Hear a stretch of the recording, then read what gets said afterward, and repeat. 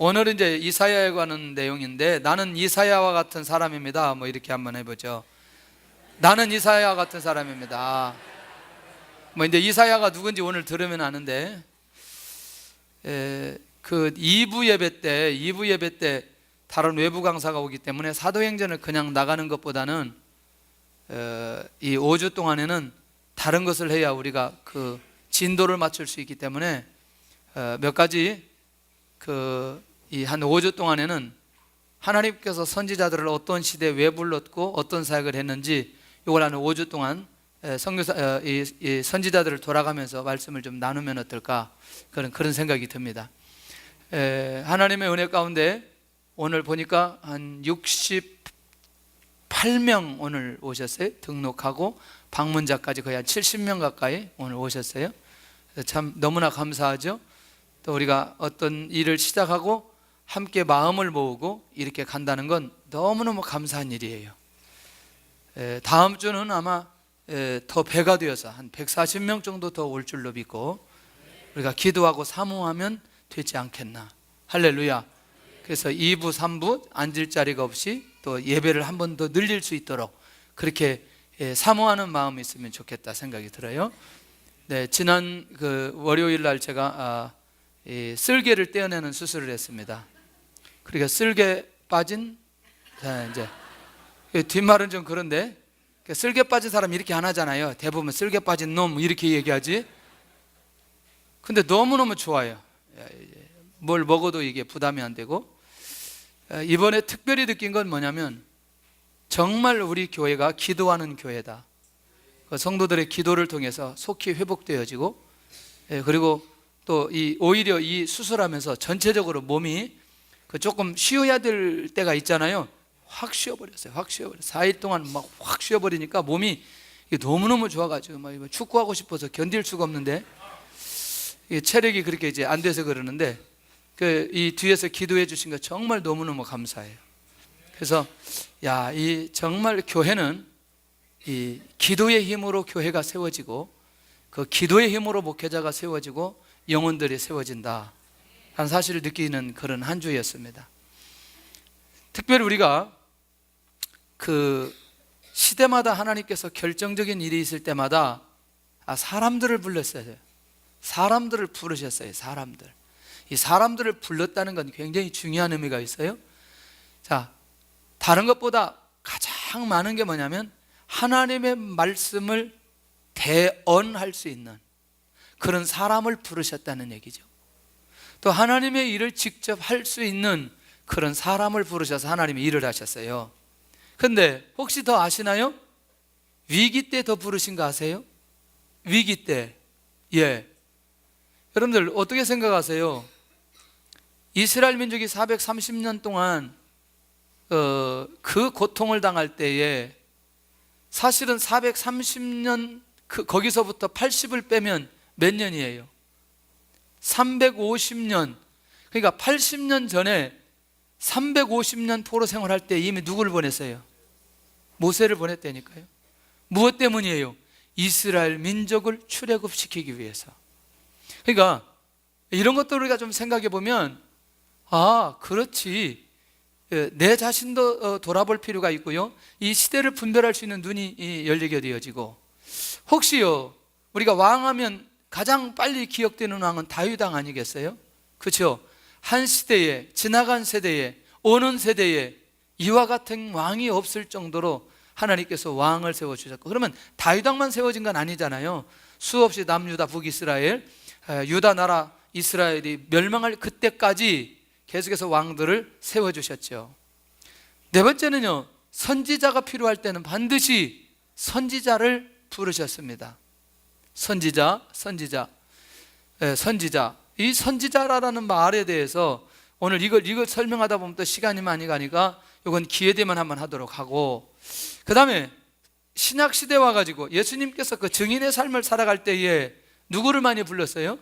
사도들을 많이 불렀어요. 사도들은 주님을 직접 목격한 자들이거든요. 그래서 아무나 사도라고 말할 수 없는 거죠. 예를 들어서 제가 사도다 이렇게 말하면 그렇게 하면 틀린다는 거예요. 이해되나요? 사도는 반드시 자기 시대에 그 주님을 만난 사람들을 사도라고 얘기하는 거단 말이죠.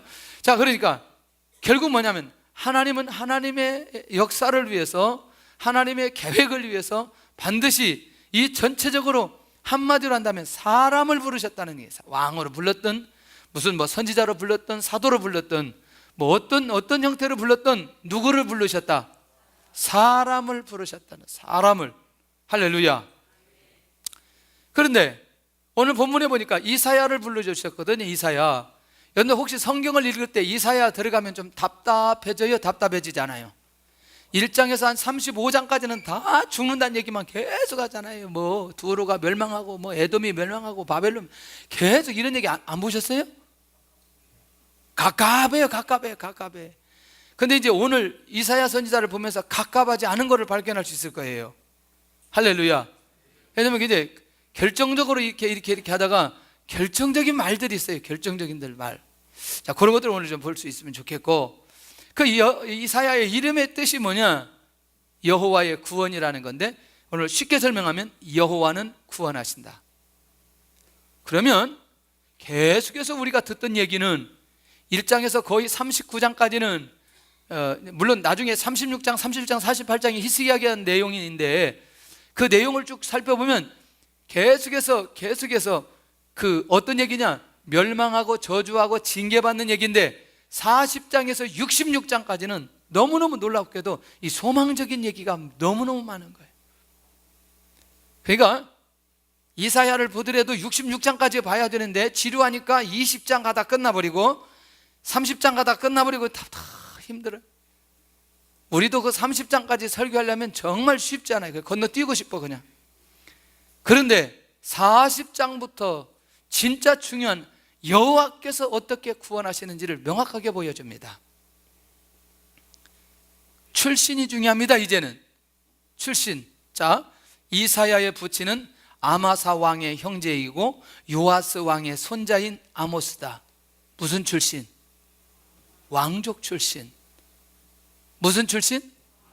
네, 아는 것 대답하는 거요. 정말 순수한 사람이에요. 아는 것도 대답 안 하면 마음에 약간 교만기가 있을 수 있어요. 아는 것 대답하면 뭐하다? 순수한 사람이다. 그래서 이사야 선지자는 사역지가 어디였느냐? 왕궁이었습니다. 나중에 기회 되면 좀 말씀드리겠지만, 어떤 선지자는 저 밑에 바닥에 있는 사람들을 위해서 사역을 했고요, 어떤 사람은 제사장들을 위해서 사역했고요, 어떤 사람은 왕들을 위해서 사역하고, 그런 면에서 이사야 선지자는 왕족 출신이면서도 그 사역지가 어디였느냐? 왕궁이었다.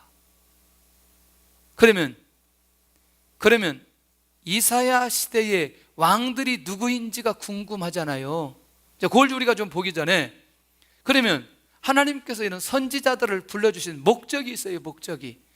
여러분들, 이 눈이 딱 열려지는 순간부터, 이 얘기를 듣는 순간부터 우리 안에서 뭔가 폭발이 일어나야 돼요. 폭발이 일어나야 되는데, 왜냐하면 저는요, 이 말씀을 제가 준비할 때는 이 시대에 우리가 하나님 앞에 부르심을 받는 시대적인 선지자라는 생각을 가질 수 있어야 된다는 거죠.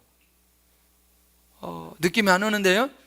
그러면 왜 어떻게, 어떤 방법으로, 무슨 이유 때문에 내가 해야 될 것인지 오늘 전체 들으면 오늘 우리도 그렇게 감동이 오게 될 줄로 믿습니다. 첫째는 뭐냐? 하나님은 계속해서 하나님의 백성의 하나님의 계시를 찾고 하나님의 언약을 확인하기 위해서, 좀 어려운 얘기예요. 어려운 얘기. 자, 이걸 얘기할게요. 여러분들, 이 이스라엘 백성들이 하나님으로부터 계시 받았나요? 계시 받았나요? 자, 십계명의 계시 받았죠.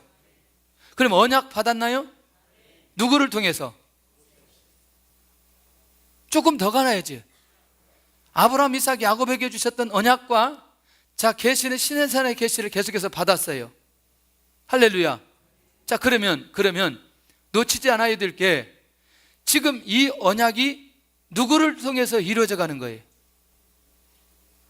아니, 그 민족을 통해서 이루어지는 거죠. 그때 받았던 언약이 지금 이루어져 간다는 거, 이걸 날마다 확인하는 거죠. 확인하는 거. 우리를 통해서 이루어져 갈 거다, 그 얘기고, 시내산에서 받았던 그 말씀이 지금도 지켜지는지 지켜지지 않는지 파악할 필요 있는 거 아니겠어요? 그러니까 지금도 하나님의 계시는 있다 없다?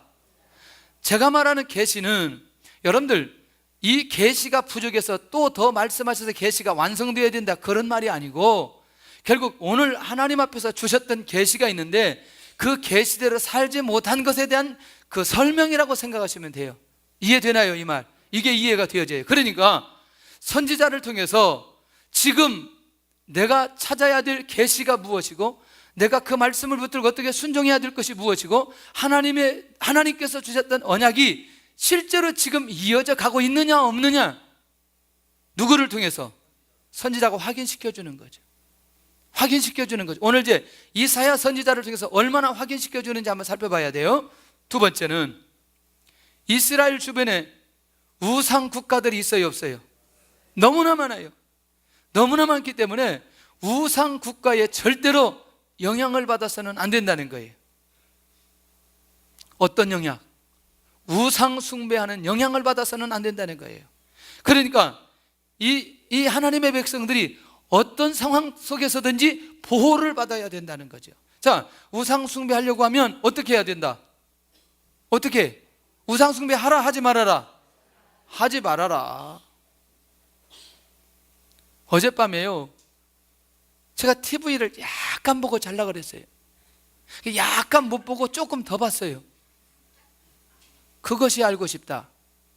보셨어요? 안 봤어요? 보다 말았어요?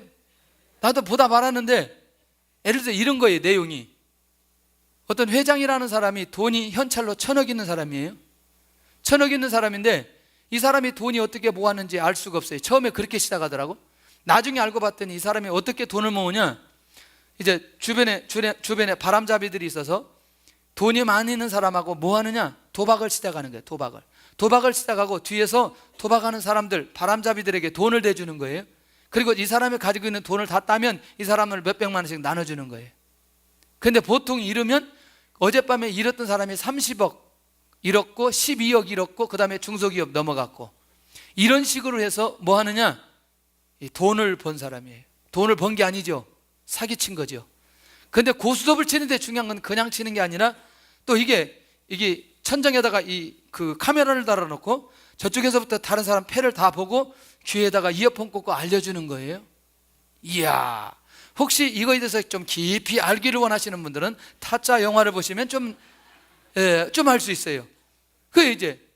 자, 이런 것들이 계속해서 진행될 때에 그거 하라, 하지 말아라, 그건 잘못된 거다, 그렇게 하면 안 된다. 할렐루야. 이건 정말 중요한 거예요. 우리 청년 중에 하나가 그 핸드폰 경마에 빠졌어요. 핸드폰 경마에 빠져가지고 정말 쉽지 않았어요. 이 사실을 제가 알고 어떻게 했겠어요? 하지 마라, 이거 가지고는 안 되겠더라고. 핸드폰 내놔. 그리고 내가 가지고 있는 2G 핸드폰으로 바꿔버렸어요. 왜? 그걸 막기 위해서. 나중에 시간이 다 지나고 나서 이 친구가 가지고 있는 빚을 다 갚았어요.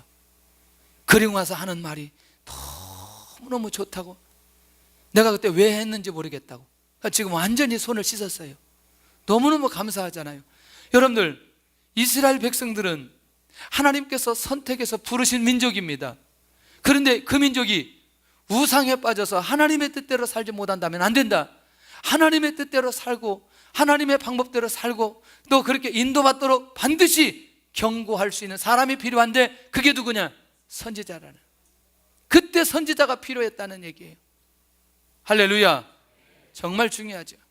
세 번째는, 결국 하나님과 이스라엘 관계가 언제든지 유지되어야 된다는 거죠. 관계가. 이 말 이해되나요? 자, 그러면 이제 조금 더 가겠지만, 하나님과 이스라엘 관계가 문제가 생기는 순간부터 어떤 일이 벌어지느냐, 하나님의 축복의 대상에서 하나님의 징계 대상으로 바뀌어진다니까요. 나중에는요, 어디까지 가냐면 하나님이 징계해도 징계가 의미 없는 데까지 가버리더라고요. 여러분들, 징계할 때는 그래도 하나님의 사랑함이 있고 그리고 하나님 앞에 돌아올 수 있는 가능성이 있지만, 징계해도 소용이 없을 때는 이건 끝나버리더라고요. 할렐루야. 그러니 결국 이 모든 상황 속에 가장 핵심이 있다면 하나님과 이스라엘 민족, 유다 민족과의 관계가 매우 중요하기 때문에 언제나 의롭게 서 있도록 하기 위해서 누가 필요하다? 선지자가 필요하다는 거죠. 그리고 선지자를 통해서 그렇게 세워지도록 하나님께서 뭐 하느냐? 배려해 주셨다는 얘기예요. 선지자가 필요하나요? 선지자를 부르신 목적이 있지요? 이스라엘 이방인과 구별하기 위해서 선지자를 세웠다는 거죠. 사실요, 우리가 잘 아는 대로 이스라엘은 이방인 나라를 구원하기 위해서 제사장 나라 삼은 거 아니에요? 그렇죠? 이거 너무너무 놀라운 거예요. 그러니까 선지자가 계속해서 이 비밀, 이 사명을 알려주면서 이방 나라에 대한 사명을 계속해서 깨닫도록, 그리고 그 사명을 다하도록 하기 위해서 이 선지자를 불러주셨다. 그러면 시대마다 이스라엘 민족과 유다 민족의 역사를 보니까 선지자가 필요했어요? 필요하지 않았어요? 필요했다는 얘기예요. 깨어있기를 바랍니다.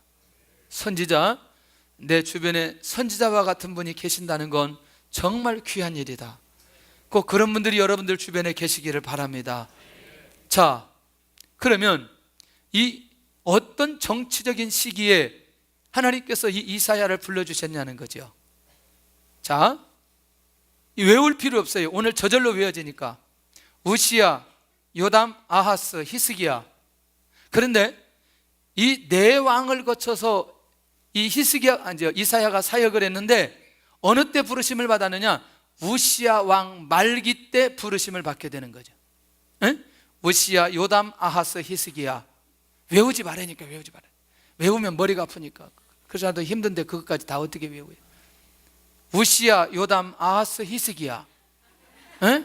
외우지 말라니까. 외우지 말아요. 그냥 들으시면 돼요. 들으시면. 들으다 보면 그냥 우리가 기억이 돼야죠. 에? 우시야?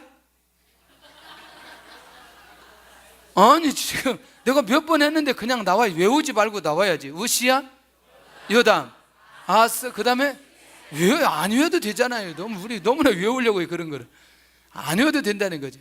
말기에 부르심을 받았어요. 그런데 이제 요걸 잠깐만 정치적인 상황을 이해를 해야 이제 이사야가 왜 부르심을 받았는지 이해가 되어져요. 평화와 전쟁이 교차하는 시기, 혹시 여러분들 기억하나요? 지난번에 한번 경제적으로 너무너무 어려우니까 하나님께서 그러면 그러면 내가 이번에는 경제 문제 한번 풀어주겠다, 그렇게 풀어줬는데 오히려 하나님 앞에 돌아오지 않고 교만했다고 그때 한번 보셨잖아요. 어느 왕 때? 우시야 왕 때. 자, 그런데 이게 정치적으로 강국으로 재개할 수 있었던 시기인데 너무너무 놀라운 사건이 벌어지는 거예요. 우시야 왕이요, 갑자기 말기 때 문둥병이 드는 거예요. 이 문둥병 드는 상황을 좀 얘기할게요.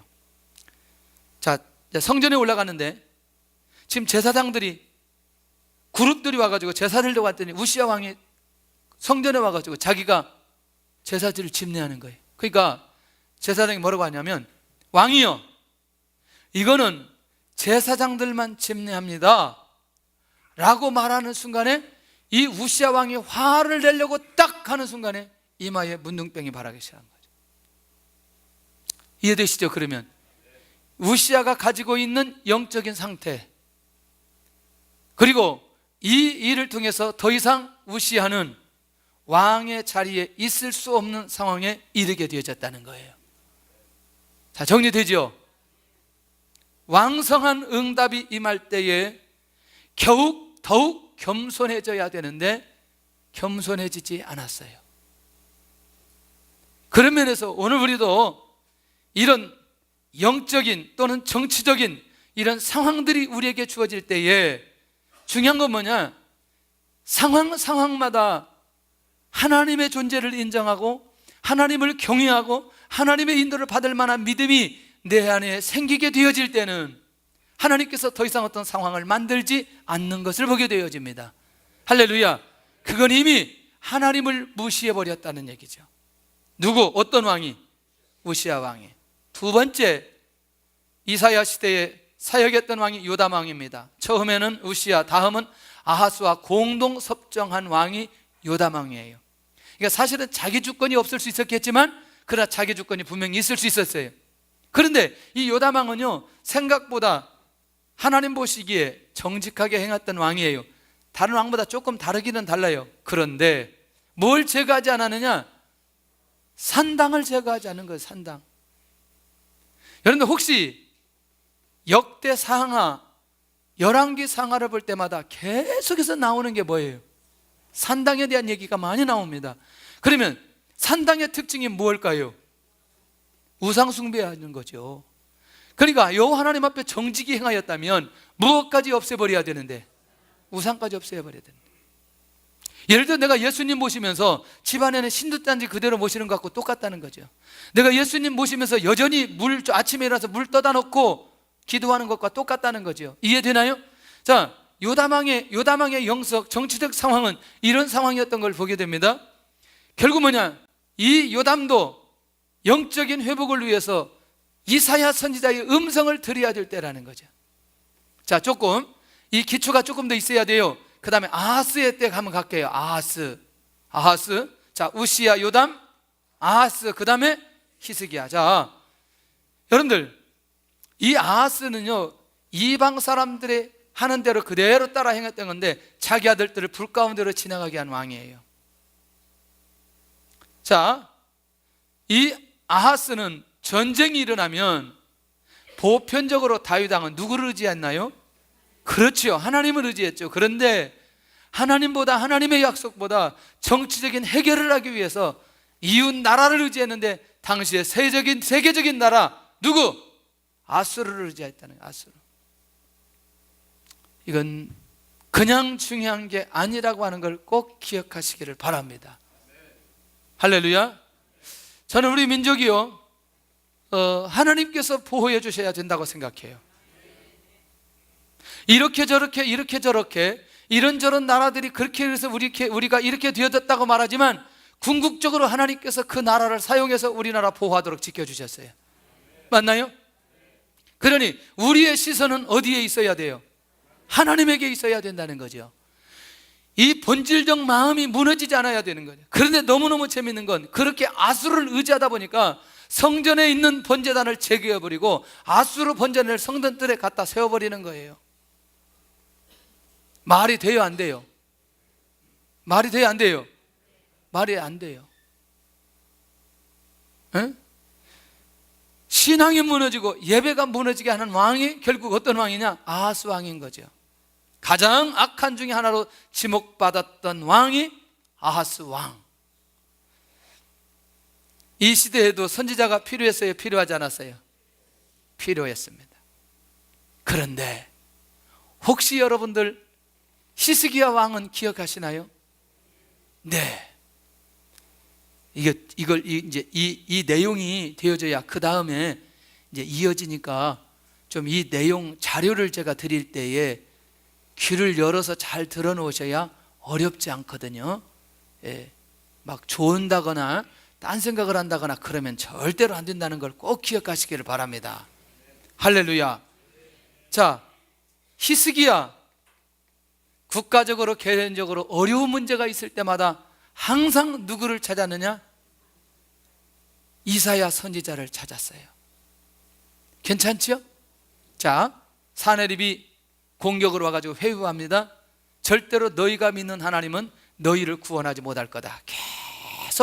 계속 더 이상 이 히스기야가 견뎌낼 수 없을 때에 너무너무 놀랍습니다. 그때 이사야 선지자가 히스기야에게 딱 한마디 던져줍니다. 그가 소문을 듣고 고국에 돌아가고 고국에서 칼에 죽게 하리라. 무슨 얘기예요?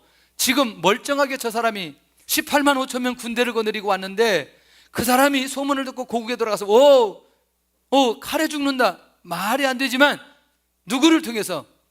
이사야 선지자를 통해서 이 히스기야 왕이 하나님 앞에 이 하나님의 음성을 듣고 뭐 하기 시작하느냐? 그 편지를 놓고 기도하잖아요. 하룻밤 기도하고 났더니 군사 몇 명이 18만 5천 명이 하룻밤 사이 다 죽어버렸어요. 별로 하면 혹시 지금까지 우리가 살아있는 동안에 어디서 18만 명 모였다는 소리라도 들어봤어요? 아, 유세할 때 들어봤구나. 유세할 때. 이거요, 우리가 개인적으로 18만 명이라는 건 이거 쉬운 숫자는 아니라는 거죠. 자, 다시 이사야 선지자를 통해서 이 히스기야가 얼마 가지 않고 죽지 않는다는 얘기 들었죠. 자, 재밌습니다. 그런데 이 히스기야가 그걸 하나님의 음성으로 듣고 나아가서 뭐 하기 시작해요? 기도하기 시작합니다. 얼마의 응답을 받지요? 15년을 더 사는 응답을 받게 되어집니다. 어떤 생각이 드나요? 자, 우시야, 요담, 아하스, 그들에게 나타났던 상황과 히스기야에게 나타났던 상황과 어떤 차이가 있다고 생각하세요? 차이가 있나요, 없나요? 차이가 있죠. 그것은 하나님께서 세워주신 선지자의 말을 제대로 들었던, 그리고 인도받았던 히스기야 왕의 모습과 오히려 교만하고 하나님의 뜻대로 살지 않는 그 모습과 어떤 역사적으로 어떤 결론을 내리는지를 이미 우리가 이 상황, 짧은 상황을 보아서라도 알 수 있는 내용 아니냐는 거죠. 하나님의 선지자의 말씀을 듣고 깨어 있었던 왕, 누구? 히스기야. 그래서 여러분들 재밌는 건요, 이렇게 선지자가 사역을 할 때에 선지자의 말을 듣고 깨어 있었던 왕들은 반드시 하나님께서 축복하시고 역사해 주셨다니까요. 다윗에게 있어서 누구였어요? 나단 선지자였어요. 여러분들 악한 왕이 누구였어요? 악한 왕 아합이죠. 아합. 여기 말고. 자, 그런데 중요한 건 그때 선지자가 누구였어요? 갑자기 아합인데 나단이 나오면 안 되고 엘리야가 나와야 되죠. 엘리야. 맞나요? 그러니까 그 눈앞에 명확한 걸 목도하게 만들죠. 850대 1에 이 엄청난 갈매산의 응답을 그 눈앞에 보여줘도 안 믿는 거예요. 이런 심각한 상황이 있죠. 자, 다시 정리할게요. 오늘 본문에 집중해. 오늘 본문 하다가 끝날 것 같아요. 왜냐하면 이게 지금 이제 서른인데 첫째인데 오늘 하다가 제가 알아서 끝날 테니까 너무나 걱정하지 마시고, 아까도 그냥 바빠가지고 그냥 넘어갔어요. 막 넘어갔기 때문에.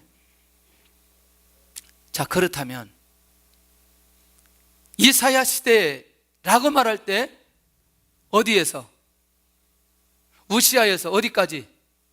히스기야까지. 지금 이걸 정리하면서 들으셔야 된다는 거죠. 이제 이사야 시대의 영적 분위기는 내 왕에 걸쳐서 사역했던 그 모든 상황 속에 주어졌던 그 결과라고 하는 걸 기억하시고, 그때 영적인 분위기다 이렇게 생각하시면 된다는 거죠. 자, 2절 우리 같이, 그러면 그때 영적인 분위기가 어떤 분위기인지 2절 시작.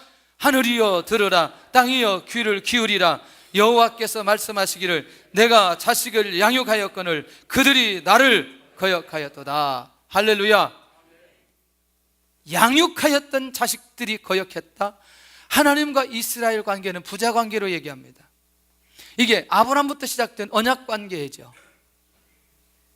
여러분들 혹시 그런 자녀들이 없어서 다행이지만, 자, 낳아서 기르고 옷을 입혀주고 학교에 보내주고 등록금 대주고, 또 그가 지금까지 성장하는데 어렵지 않도록, 자, 장가갈 때 또 시집갈 때 다 해줬어요. 근데 어느 날 갑자기 등 돌리는 거죠. 이 모든 것들이 내 힘으로 했다고 말하는 순간부터 졸도하기 시작하는 거죠.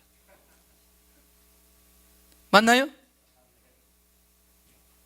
지난번에 홍 목사님이 제가 하는 그 얘기 들었어요. 홍성건 목사님 뭐라고 얘기하냐면, 무작위로 한번 정리를 해봤대요. 무작위로. 어떻게? 직장에서나 사업에서나 진급을 하거나 사업이 잘 되는 사람을 정리를 해봤대요. 신자, 비신자. 한 가지 공통점이 나오더라는 거예요. 부모님께 효도한 사람들은 열리더라는 거예요. 여러분들, 지금 우리의 현재 존재는 하나님의 은혜 아니에요? 오늘 여기 예수님 믿고 구원받고 오늘 지금까지 이 자리에 오게 되어진 이 상황, 그것이 고난이든 훈련이든 연단이든 아니면 응답이든 축복이든 어떤 상황이든 지금 우리가 여기까지 온 것은 하나님의 은혜 아니냐는 거죠. 할렐루야. 그러면 누가 양육해 주셨어요? 우리를 누가 양육해 주셨어요? 하나님이 양육해 주셨어요. 저는요, 누가 나한테 멘토를 물어보면 대답하기가 아주 곤란해요. 왜냐하면 하나님이 멘토이기 때문에. 느낌이 왜 그러는지 모르겠어요.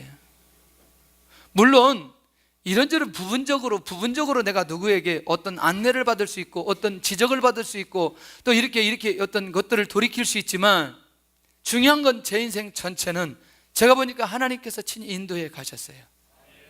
그러니 저는 누구를 잊으면 안 돼요. 하나님이 저를 양육하셨다고 저는 생각합니다. 하나님께서 저를 지금까지 인도해 주셨다고 생각해요. 그러니 어떤 상황에서 이들에게 이사야 시대에 일어났던 이런 사람들과 우리는 구분되어 갈 필요 있지 않겠냐는 거죠. 할렐루야. 양육하였던 자식들이 양육한 대상에 대해서 교육했던 동일한 시대였다는 거예요. 다시 정리할게요. 여러분들, 이스라엘 민족을 누가 만들었어요? 할렐루야. 출애굽 누가 시켰어요? 광야 누가 걷게 했어요? 가나안 땅 누가 가게 하셨어요? 할렐루야. 가나안 땅 정복 누가 하게 하셨어요? 그 하나님을 잊어버리면 안 된다는 거예요. 그런데 이사야 시대에 하나님을 잃어버리니까 이 모든 것들은 하나님께서 하셨다는 사실을 말할 수 있는 사람이 필요했던 거죠. 그럼 이스라엘 백성이 몰랐나요? 몰랐나요? 알았다니까요. 알았다니까요. 저는 요즘에 목회하면서 정말 놀라운 사실 하나를 깨닫는 게 있어요. 지식적으로 하나님의 은혜를 아는 것과 몸으로 내가 하나님의 은혜를 아는 것과는 완전히 다르다는 거예요. 내가 몸으로 반응하면서 하나님의 은혜를 알면서 살아갔던 사람은 신앙의 삶의 형태가 유지될 수 있어요. 머리로 하나님의 은혜를 아는 건 내가 다른 생각만 하면 그 안에서 다 잊어버리게 되어져 있어요. 그래서 어렸을 때 신앙생활, 유아 세례를 받는다는 이거는 너무너무 중요하다는 거예요. 너무너무 중요하다는. 아니 그렇다고 해서 우리가 다시 뱃속에 들어갔다 나올 수도 없는 것이고, 결국 우리는 다음에 태어나는 자녀들에 대한 마음을 그렇게 가질 필요가 있다는 거예요. 그러니까 결국 이렇게까지 했는데도 불구하고 그 하나님을 거역해버렸던 삶의 모습이 이들에게 나타난 것이라면 생각해 볼 필요 있잖아요. 신명기 32장에 뭐라고 말씀하시냐? 온갖 향기로운 것들로 그들을 먹이신 하나님, 그들을 먹이실 하나님. 혹시 가나안 땅에서 먹을 것이 없어서 죽었다는 얘기 들어보신 적 있어요? 광야에서 먹을 것, 마실 물이 없어서 죽었다는 얘기 들어보신 적 있어요? 없다니까. 절대로 없다니까. 자, 우리를 누가 양육하셨어요? 하나님이 양육해 주셨습니다. 그 하나님에 대해서 우리가 거역하지 않은 모습 될 수 있기를 바랍니다. 더 놀라운 건 모든 민족 위에 뛰어난 이름을 주셨다. 그런데 이스라엘만 그렇게 하는 건 아니고 예수님 믿고 구원받고 이 사명 속에 살아가는 사람들 모든 민족 위에 뛰어난 이름을 주셨어요. 할렐루야. 우리에게도 이게 적용되어질 수 있다는 거죠. 이스라엘에게만 그렇게 한 게 아니고 지금까지 키워주셨어요. 자, 이 민족을 이렇게 세워주신 분이 누구라고 생각하나? 하나님. 우리 민족을 이렇게 만들어주신 분 하나님. 그것을 절대로 잊어서는 안 된다는. 자, 두 번째, 이 시대 영적 분위기 두 번째는 소는 그 임자를 아는데 이스라엘은 임자를 모른다. 그 많은 짐승 중에 왜 개도 아니고 돼지도 아니고 소야 이게. 소는 그 임자를 아는데, 설명할게요. 소와 나귀가 나오는데 절대로 고대에서 지혜로운 동물로 여기지 않는 거예요. 다시 말하면 다른 짐승에 비해서 약간 미련하다. 소 하면 기억나는 게 미련하다. 또 조금 더 극단적인 용어가 있다면 뭐라 그랬어요? 새대가리? 뭐라고? 얘기를 끝까지 해줘야 이게 박자가 맞는데, 좀 약간 멍청한 사람을 보면 적당하게 하죠. 그냥 이게 중요한 것도 아닌데. 그런데 그 소도 누구를 안다는 거예요? 임자를 안다는 거예요. 혹시 지금까지 우리가 자라는 세대에 어렸을 때나 커서나 우리 어렸을 때 소 같은 거 키워봤는데 자기 주인이나 주인 아들, 딸을 받아본 소 있어요? 그건 잡아 먹어버려야 됩니다. 그럴 리가 없어요. 그럴 리가. 저도 어렸을 때 그 염을 끓여가지고 소 많이 갖다 줬는데 한 번도 바친 적이 없어요. 이들은 이 짐승보다 어리석다고. 자, 좀 가봐야 돼. 자신에게 먹이를 주는 사람은 알아본다는 거예요. 그럼 지금 이스라엘 백성들은 뭐만 또 못하다? 소만 또. 그런 결과까지 가게 되는 거예요. 왜? 소도 그 임자를 아는데 세상의 이스라엘 민족이 지금까지 그들에게 먹이시고 입히시고 이런 그 임자를 모른다는 사실 자체가 말이 되느냐는 거예요. 이스라엘은 누구를 모르고 있다? 임자를 모르는, 하나님을 모르는 영적인 분위기 속에 누가? 이사야를 하나님께서 불러주셨다는 거예요. 이스라엘은 그 은혜를 알지 못했다는 거예요. 할렐루야. 정말 중요해요. 요즘에 강아지들은 그래도 지혜가 있잖아요. 제가 언젠가 그 인도네시아 한번 갔는데 우리 정천영 집사님, 그 어머님 아버님이 사는데 거기 집을 한번 갔는데 밖에서 엔진 소리 나는데요, 엔진 소리 나는데 뛰어나오더라고. 사람 소리가 아니고 이 자동차 소리가 나는데 저기서부터 막 소리 지르고 와요. 이야, 제가 아무리 보신탕을 좋아해도 그런 거는 못 먹겠더라고. 에? 우리 또 김상모 주사님은 지난주에 그 집안에 있는 강아지가 돌아가셨어. 막 울려 그러더라고. 울려 그래. 막 강아지 죽었다고 막. 이야. 왜? 훨씬 더 소보단 주인 더 잘 알아보는 거죠. 자, 갑니다. 모든 역사를 주관하신 하나님을 알고 있는 거 아니에요? 우리는 알고 있느냐는 거죠. 이 시대에 이들이 이런 모습으로 사는 거라면, 그래서 이때에 누구를 불렀다? 다시 이사야 선지자를 불렀다는 거예요. 자, 다시 또 누가 나와요? 나귀는 주인의 구유를 알건만은 이스라엘은 알지 못한다. 구유가 뭘까? 구유는요, 먹이를 담아놓는 통이거든요. 나를 생존치 않은 은혜, 내가 지금 살 수 있는 건 뭐가 있어야 돼? 구유가 있어야 돼. 근데 그 구유에다 누가 줘요? 뭘? 주인이 거기다가 뭘 줘요? 그렇죠, 먹을 걸 줘요. 이야, 나에게 은혜를 준 그 통로, 그것도 아는데 나귀는, 이스라엘은 알지 못한다. 이스라엘의 오늘 현재 이 모습은 배은망덕한 짐승의 모습과 똑같다. 저는요, 이게 사람이 어느 정도여야지, 유다 민족이 어느 정도여야지, 이스라엘 민족이 어느 정도여야지. 근데 저는요, 이사야를 보면서 그러면 이들 다 하나님께서 완전 징계, 심판, 멸망, 더 이상 회복되지 못하는 상황으로 가야 되는데 깜짝 놀랐어요. 왜냐? 이사야 선지자를 통해서 계속해서 소망적인 메시지를 주는 거예요. 이게 비밀이 되니까. 이런 상황 속에 하나님이 이들에게 어떻게 하면 살 수 있는가를 길을 알려주시는데, 자, 나에게 주신 은혜가 무엇인지 알고 있는가? 알고 있기를 바랍니다. 알고 있기를 바랍니다. 네. 자, 깨닫지 못하고 알지 못하는 이스라엘의 영적인 분위기, 여러분들 누가 선택했어요? 인정하나요? 그러면 우리를 누가 선택했어요? 아니, 거짓말하지 말고 우리가 누가 선택했어요? 우리를. 그럼 우리 정말 하나님 잊지 않고 있어요? 하나님의 은혜 기억하고 있나요? 하나님이 외면하지 않고 있나요? 허허, 갑자기 내게 1,000억이 들어왔어요. 그래도 하나님 잊지 않아요? 갑자기 아멘이 좀 떨어지기 시작하는데, 여러분들 1,000억 가지고 하나님을 안 믿는 신앙생활을 가느니 1,000억 없이 하나님 제대로 믿는 게 훨씬 더 복 있는 사람이에요. 할렐루야. 그거 있어도 이렇게 하면 더 좋은 거지만, 그러나 우리의 사람의 구조는 그렇게 되어 있지 않아요. 이상하게도. 자, 하나님께서 기르시고 인도하신 백성 인정하네. 우리도 인정하는데 나의 백성 나해야, 나의 자녀라고 인정한 백성이 되니까요.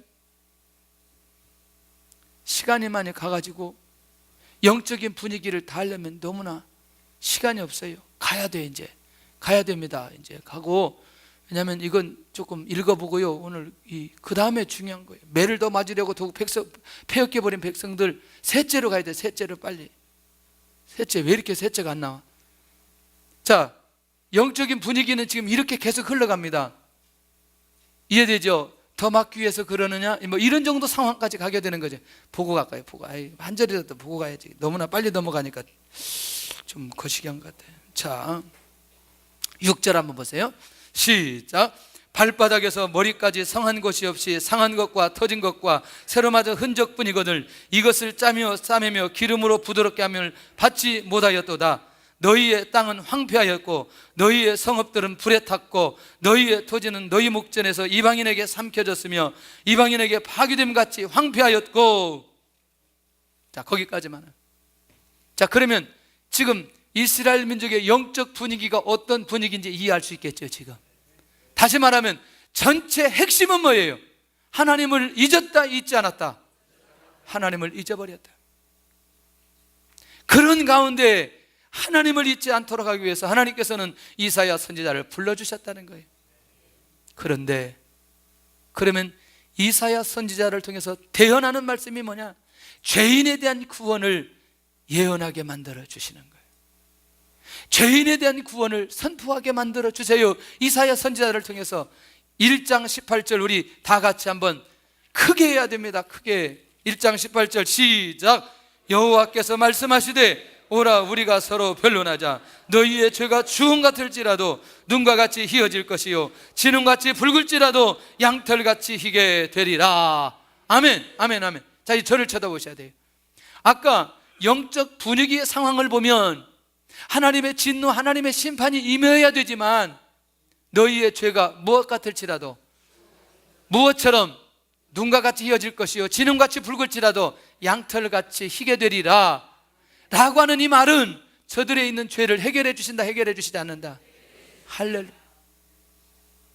소망이에요, 소망 아니에요? 할렐루야. 이게 이들을 향한 하나님의 은혜라는 거예요. 이들을 향한 하나님의 축복이라는 거예요. 이게 아니 1절에서 9절까지 그렇게 영적인 분위기가 그러했던 그들에게 1장 18절에 가서 눈과 같이 희어지고 양털같이 희게 되리라 이 말씀으로 선포하면서 돌아오기만 하면 이렇게 만들어 주시겠다라고 하는 그 말을 누구를 통해서? 이사야 선지자를 통해서 선포하게 만들어 주십니다. 지금은 죄의 문제만 해결된다면 나머지는 다 계산된 거 아니에요? 할렐루야. 그러니 많은 사람들이 죄의 문제를 해결하기 위해서 누구에게 와야 되느냐? 하나님 앞에 돌아와야 된다는 거예요. 두 번째는 무엇을 선포하게 만드냐면 이방인의 회심을 위해서 이 이사를 통해서 예언하게 만들어 주시는데 시작. 이새의 뿌리에서 한 싹이 나서 만민의 기초로 설 것이요 열방이 그에게로 돌아오리니. 할렐루야. 열방이 누구에게로? 하나님에게로, 주님에게로, 예수 그리스도에게로 뭐 할 거다? 돌아올 거다. 어때요 지금? 자, 우시야, 요담, 아하스, 히스기야 이런 암울한 시대, 물론 히스기야는 빼지만 이런 암울한 시대에 사역을 하면서도 세상에 열방의 많은 민족이 주님 앞에 돌아온다는 그 말씀을 선포하면서 살아가야 되는 이사야의 심정을 이해할 수 있겠냐고요. 이게 하나님의 은혜요 하나님의 사랑이라니까요. 아멘. 이 말씀을 하시기를 원하시는 거예요. 이사야 선지자를 불러서 이 말씀을 하기를 원하는 거예요. 오늘도 비록 우리 민족이 이렇게 저렇게 그렇게 이렇게 된다 할지라도 우리가 그것 때문에 하나님 앞에 기도하고 인도받아가면서 결국 그러기 때문에 이 민족 안에 아니면 전 세계 많은 민족들이 주님 앞에 반드시 돌아올 것이라고 하는 이 말씀을 선포하면서 살아간다는 것 귀한 것 아니에요? 우리가 정죄하는 것보다는 이미 때가 늦었다고 말하는 것보다는 그래도 하나님께서 우리에게 기회를 주신다면 열방이 그에게로 돌아오리니 이 말씀을 우리 입에서 선포할 수 있는 할렐루야. 교회에 나가서 방황하는 영혼들이 언젠가는 돌아올 것이라고 하는 믿음, 아직은 우상 숭배하지만 언젠가는 그들이 돌아올 것이라고 하는 그 믿음, 이방인의 회심에 대해서 이사야 선지자가 예언하듯이 우리도 선포할 필요가 있다는 얘기죠. 주님에게로 돌아오기만 한다면 상황은 종결된다는 거죠. 뭐예요? 복음으로 초대를 예언했다는 거죠. 자, 시작. 너희는 귀를 기울이고 내게 나와 들으라. 그리하면 너희 영혼이 살리라. 지금이라도 주님의 말씀을 듣고 주님께서 오는 순종의 자리에 들어가는 순간부터 너희 영혼이 살리라. 나의 영혼이 살리라. 할렐루야. 내가 주님의 말씀에 청종하는 순간부터, 주님을 의지하는 순간부터, 주님의 말씀에 순종하는 순간부터 우리의 영혼이 살아날 수 있다는 거예요. 살아나시길 바랍니다. 살아나시길 바랍니다. 하나님께서 말씀해 주셨던 내용은 그때나 지금이나 이후에나 반드시 성취되고 역사하시는 것을 보게 된다는 거예요. 얼마나 감사한 일이, 너무너무 감사한 일. 이제 제가 금요일 날 아침에 새벽 예배 나왔더니 어느 집사님이 오늘 새벽 예배 나왔냐고 막 그러는 거예요. 좀 쉬시지, 그러다가 또 어떻게 하려고. 나를 위해서 나왔다 내가 그랬어요. 왜냐하면 나도 기도해야 되잖아요. 너무너무 놀라운데 몸이 지치다가도 주님 앞에 나와 기도하면 은혜 받으면 회복되니까. 그러면 그 앞에는 그렇게 은혜를 못 받아서 돌이 40개나 들어있냐? 그렇게 얘기하면 안 된다니까. 그렇게 내가 그랬잖아요. 그거는 내가 그 삼겹살을 너무나 좋아해서 그랬다고 내가 그런 거지.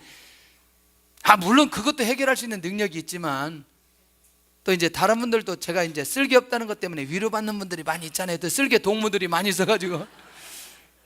어쨌거나 우리가 그래도 주님 앞에 나오면 우리의 영혼이 살아날 수 있다는 얘기죠. 믿으시기를 바랍니다. 자, 지금 주님의 말씀에 귀를 기울인다면 오늘 우리의 영혼이 동일하게 살아나게 될 줄로 믿습니다. 앞으로 오실 임마누엘을 예언한 선지자, 시작. 보라, 처녀가 잉태하여 아들을 낳을 것이요 그 이름을 임마누엘이라 하리라. 왜? 우리와 함께 하시기 위해서. 왜? 주님이 하나님의 모습으로 하나님만 계시면 우리와 함께 있을 수 없잖아요. 우리의 죄 문제 해결할 수 없잖아요. 우리와 함께 하기 위해서, 우리의 죄 문제를 해결하기 위해서 주님이 이 땅에 오신 거 아니겠어요? 그분이 영으로 우리와 함께 하시죠. 나와 함께 하시는 주님을 만난다면, 오늘 이 아침에 나와 함께 하신 주님을 만나는 순간부터 우리는 새로운 인생의 길로 들어가기 시작하는 걸 보게 됩니다. 다섯 번째, 평강의 왕으로 오실 메시아를 예언한 선지자, 시작. 그 이름은 기묘자라 모사라 전능하신 하나님이라 영존하시는 아버지라 평강의 왕이라. 할렐루야.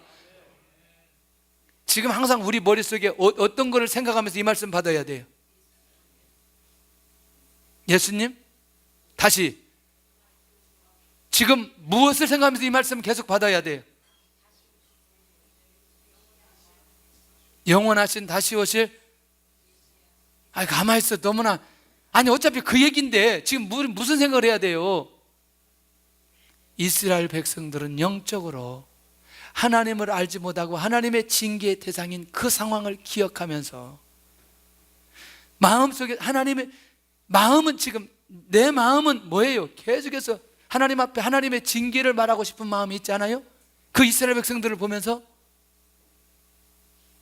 지금 제 말 이해돼요? 안 돼요? 다시 말하면, 자, 한 가정이 있는데 완전히 죄만 지어요. 하나님의 뜻대로 살지도 않고 우상 숭배하고 너무나 많은 도둑질을 하고 사람을 힘들게 만드는데 평강의 왕이 오실 거야. 그 말이라는 거예요. 당신의 가정에 평강의 왕으로 주님이 오실 거야. 그 말을 해야 되는데 그 말이 그냥 나올 수 있겠냐는 거예요. 하나님께 대한 확실한 신뢰가 아니면, 하나님의 절대 주권을 믿지 않으면 그 가정을 향해서 평강의 왕이 오실 거야. 어떻게 생각하세요? 우리가 그런 마음으로 살아가야 된다는.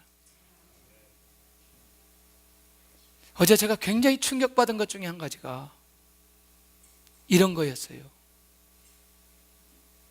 가급적이면 혼을 내지만 보니까 판사님은 아이들을 내보내려고 하더라고요. 그런데 목적이 있더라고요. 이 아이가 평생에 한 번 관용을 느낀 것이라면 그걸 기억나게 해주고 싶은 마음이 있다는 거예요. 할렐루야. 어쩌면 제가 그 하나가 딱 스쳐 지나가는데 저를 확 흔들어 버렸어요. 그럼에도 불구하고 평강의 왕이 그 영혼들을 찾아와 그 영혼들을 평강으로 인도해 주신다는 사실을 생각한다는 건 내 생각을 내려놓지 않으면 안 된다는 거예요. 내 고정관념을 내려놓지 않으면 안 된다는 거예요. 내 선입견을 내려놓지 않으면 안 된다는 거예요. 왜? 이 땅에 오신 메시아는 평강의 왕으로 오셨기 때문에. 할렐루야. 그래서 오늘 우리도 평강의 왕을 만나기만 하면 모든 상황 또다시 종결되어진다는 것이죠. 여섯 번째는 메시아는 이새의 줄기에서 나오리라고 예언한 선지자 누구? 이사야. 시작. 이새의 줄기에서 한 싹이 나며 그 뿌리에서 한 가지가 설 것이요. 이새의 줄기 누구? 다윗. 누구 왕권을 가지고? 다윗 왕권을 가지고 이 땅에 나올 것이라. 자, 다윗의 왕권을 가지고 이 땅에 오신 예수님을 만나기만 한다면 그것도 끝나는 거 아니겠어요? 하늘과 땅의 권세를 가지신 그 주님을 만나는 순간,